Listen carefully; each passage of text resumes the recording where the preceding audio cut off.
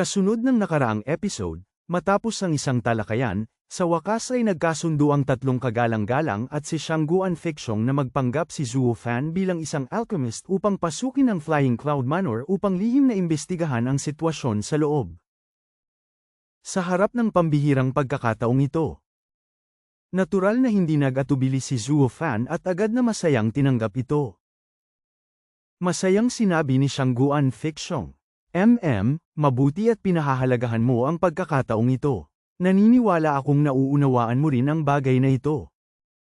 Ang pag-ampun ko sa iyo bilang pamangkin ay naging dahilan upang harapin mo ang ilang mga tsismis sa loob ng angkan. Ngunit sa pagkakataong ito, kung magagawa mo ng maayos ang gawaing ito, natural na mag-aambag ka ng malaking merto, at wala nang mangangahas na magtsismis sa likod mo. Tahimik na tumango si Zhuo Fan, isang kislap ang sumilay sa kanyang mga mata, at ang kanyang espiritu ay agad ding sumigla. Sa pagkakita rito, humadyak si Shangguan Qingyan at ipinaalala sa kanya. Ginuunggo, kaunting tiyaga pa at dapat mong mahigpit na hawakan ang pagkakataong ito. Kung makapagtatatag ka ng matatag na katayuan sa angka ng Shangguan ay nakasalalay ng buo sa pagkakataong ito. Marahil, kapag nagkakaisa ka ng tinanggap ng buong angka ng Shangguan bilang isang tunay na batang Panginoon ng angkan, magkakaroon ka na ng pagkakataon na dalhin ang iyong asawa rito. Sa oras na yon, anuman ang uri ng kaguluhan na pukawin mo sa kanlurang lupain, sa pagsuporta sa iyo ng aming angka ng Shangguan, kakailanganin nilang magpakita ng ilang pag-aalangan.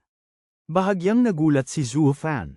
Sa masusing pagtingin sa kanya, sa pagkakita sa kanyang malinaw at nagniningning na mga mata at sa kanyang mukha na puno ng kagalakan, hindi niya mapigil ang dahan-daang tumawa at tumango. Ganoon pala ang kaso sa batang babaeng ito. Nagtataka ako kung bakit labis siyang nagbibigay ng espesyal na pansin sa aming mag-ama sa lahat ng dako. Ang aking alindog ay tunay ngang napakalakas pa rin para labanan ng sinuman.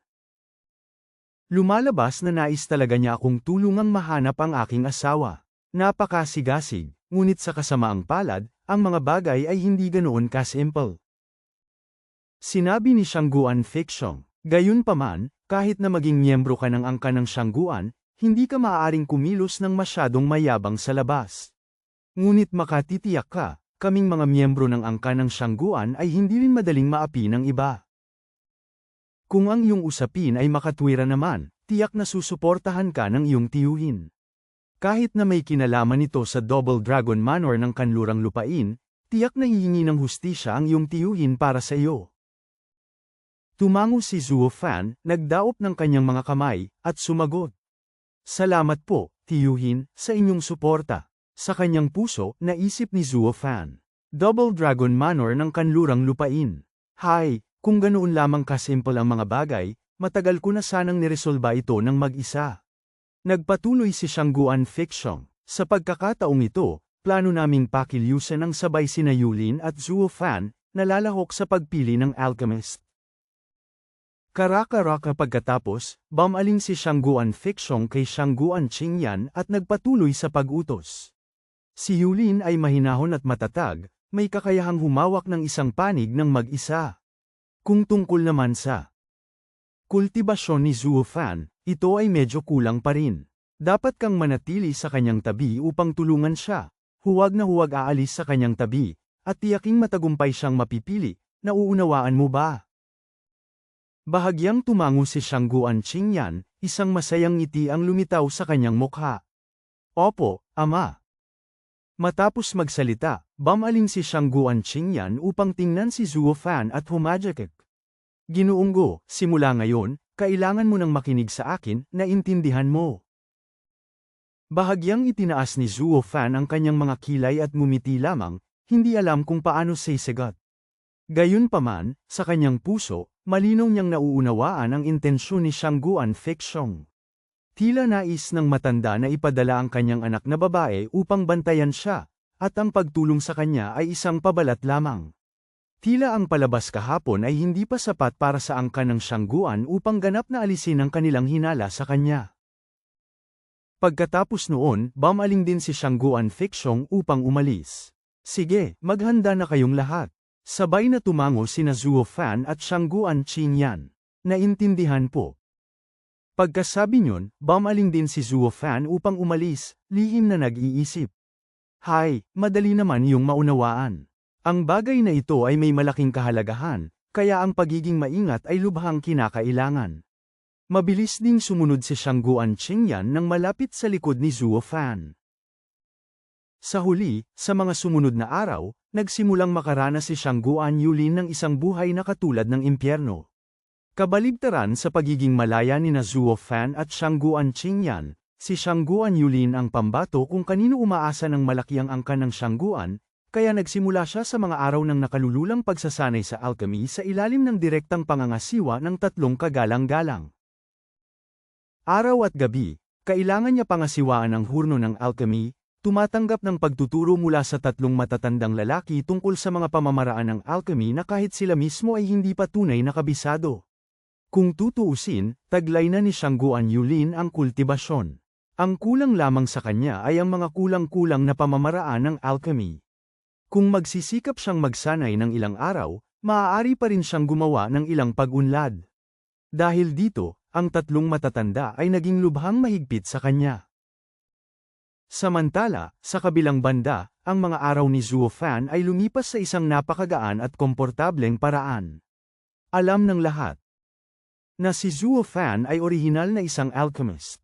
Pagdating sa mga pamamaraan ng alchemy, natural na hindi na kailangan pang magsalita ng marami, paano magiging mas mababa si munting Panginoong Gu sa iba. Sa makatuwid, walang sino mang pumunta upang magbantay sa kanya.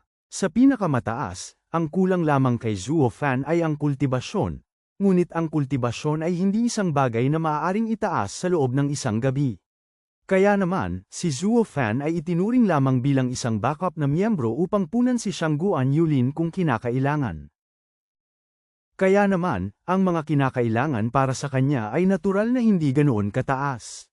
Simula nang alisin ang kanyang pagkakakulong, dinala ni Zuo Fan ang kanyang anak at si Shangguan Qingyan sa lahat ng dako sa ilalim ng mga naiinggit na tingin ng marami. Gayunpaman, para sa kanya, ang gayong mga araw ng pamamasyal ay lubhang nakababagot. Patuloy na sumusunod si Shangguan Qingyan sa tabi ni Zuo Fan, sa panlabas ay upang bantayan siya, ngunit sa katotohanan, nakikipaglaro siya sa mag-ama sa buong araw. Dahil dito, ang kanyang relasyon kay Gu Santong ay lalong naging malapit araw-araw. Habang pinapanood si Gu Santong na nagpapalipad ng saranggola, masayang humadyak si Shangguan Qingyan. Haha, munting Sanzi, ibaba mo ng kaunti ang iyong kamay, kung hindi ay babagsak ang saranggola.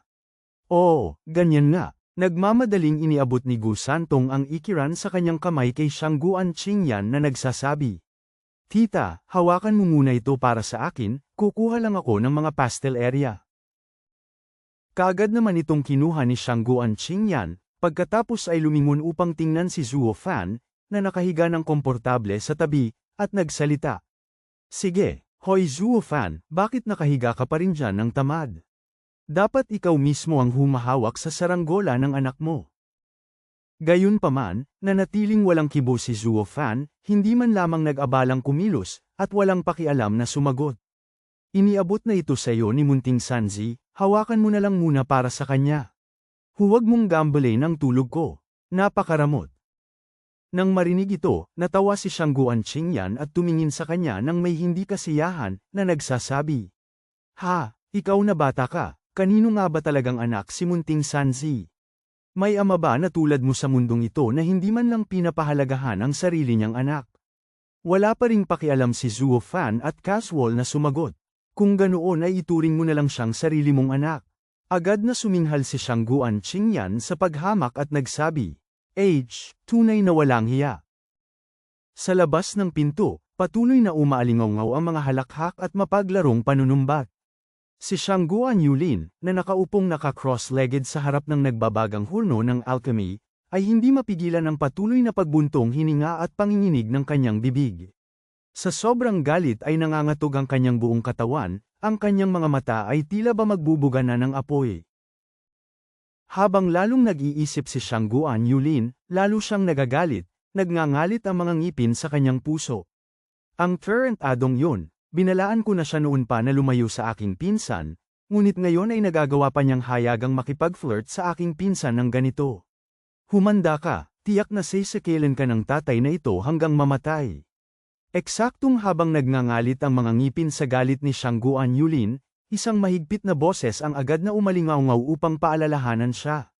Patahimikin ang iyong isip, mag-focus, gawin ang mga hand seal, at paganahin ang iyong paraan ng kultibasyon. Sa sandaling ito, tila bahagyang nawala sa sarili si Shangguan Yulin. Biglang umalingaw-ngaw ang isang matalim na palo habang ang isang kawayan ay matinding hamampes sa kanyang balikat, na nagpangiwi sa kanya sa sakit at nagpagulat sa kanya. Nagmamadali siyang lumingon upang tumingin, at nakita ang isang kagalang-galang na nakatayo sa kanyang likod, na malamig na nakatitig sa kanya. Pinananatili ang isang kalmado at walang kibong mukha, ipinaalala sa kanya ng kagalang-galang. Huwag mong hayaang gumala ang iyong isip sa iba pang bagay. Patahimikin ang iyong isip at kabisaduhin ang mga hand seal. Nang marinig ito, nakaramdam si Shangguan Yulin ng matinding pagkadismaya sa kanyang puso.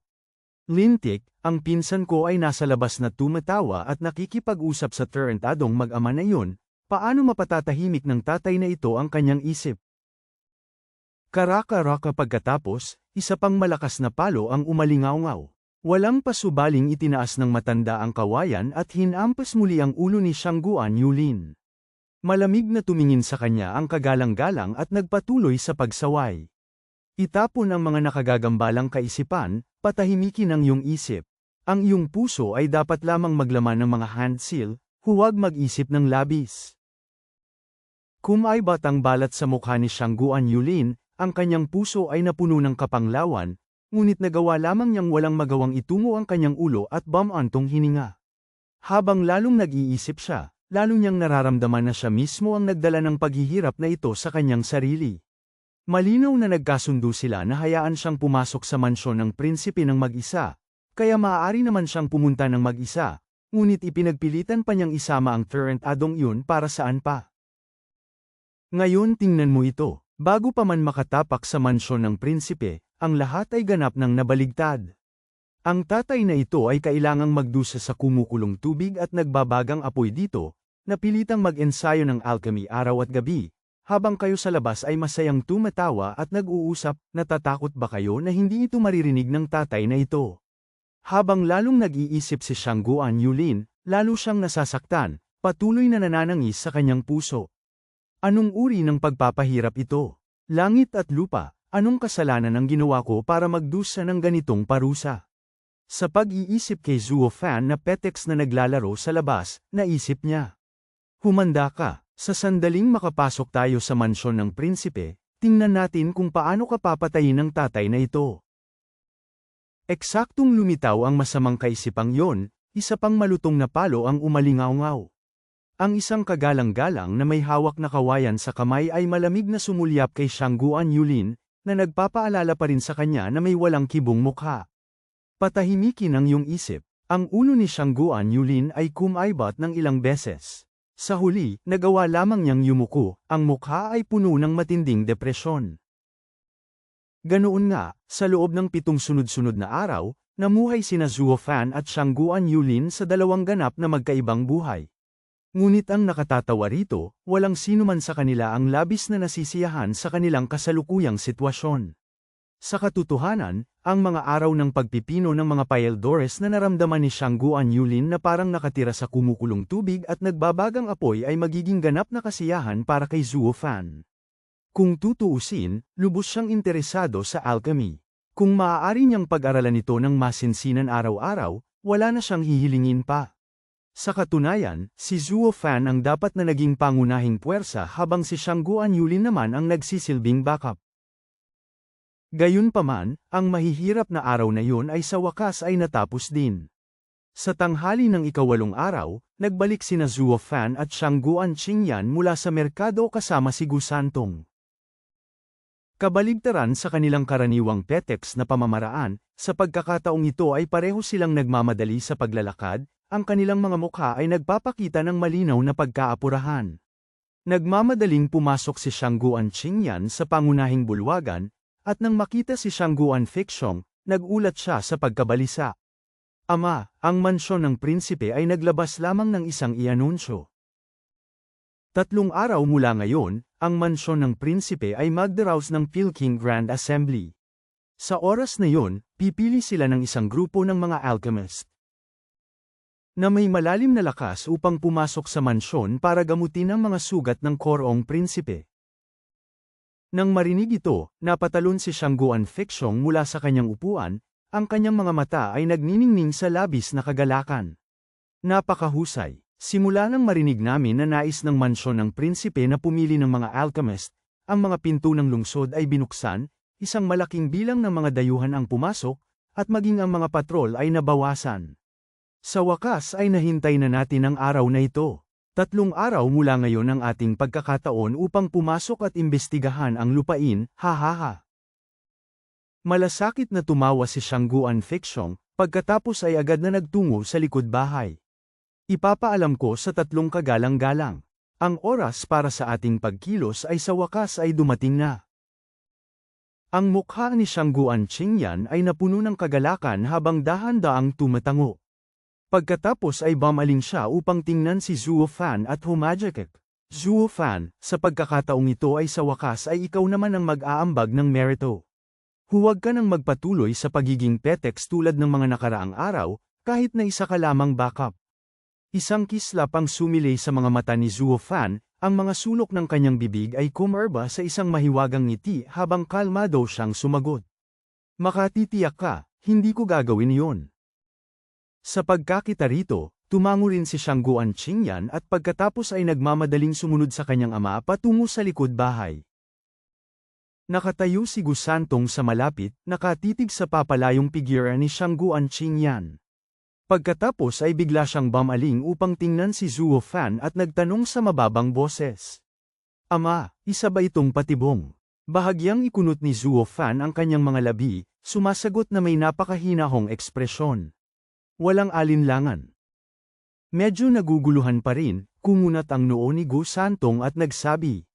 Ngunit sa nakalipas na ilang araw, ang impormasyong ipinadala pabalik mula sa buong gitnang lugar ng mga scout ng angka ng Shangguan ay nagsasabing ang Korong prinsipe ay tunay ngang malubhang sugatan at hindi lumalabas sa loob ng ilang araw.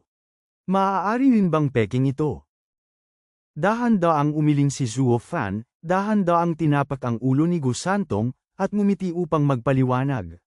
Kapag ang mga bagay ay hindi normal, tiyak na mayroong hinala. Ang pagkakasugat ng Korong prinsipe ay nangyari sa napakahirap na oras, ngunit ang network ng impormasyon na kumalat sa lahat ng dako ay walang nakitang anumang butas. Para sa bagay na ito na biglang lumabas sa tamang sandali, ito ay tiyak na isang patibong. Tumingin si Gu Santong kay Zhuo Fan nang may higit pang pagkalito at nagtanong. Kung alam na nilang patibong ito, bakit nais pa rin nilang tumalon dito? Hindi ba nila ito napapansin? Kalmadong sumagot si Zhuo Fan. Dahil wala silang ibang pagpipilian. Ang mga tao ay may tendensya na maniwala lamang sa kung ano ang nais nilang paniwalaan. Kahit na alam nilang malinaw na ito ay isang patibong, susubukan pa rin nila sa lahat ng posibleng paraan na kumbinsihin ang kanilang sarili na ito ay hindi isang patibong, kundi isang pagkakataon. Likas na matako ang mga tao. Paano magkakaroon ng napakaraming magagandang pagkakataon sa mundong ito? Gayunpaman, ang patibong na ito ay sa katunayan ay hindi ganoon kaimbento. Ngunit tumatama ito ng direkta sa kasalukuyang takbo ng isip ng angka ng Shangguan. Iyon ang pinakamapanganib na aspeto nito. Tila mayroon ng isang dalubhasa sa loob ng mansyon ng Flying Cloud Prince. Sa pagkakataong ito, sa pagpasok sa mansyon ng prinsipe upang magmanman sa lupain, maging ako ay dapat na maging lubhang maingat.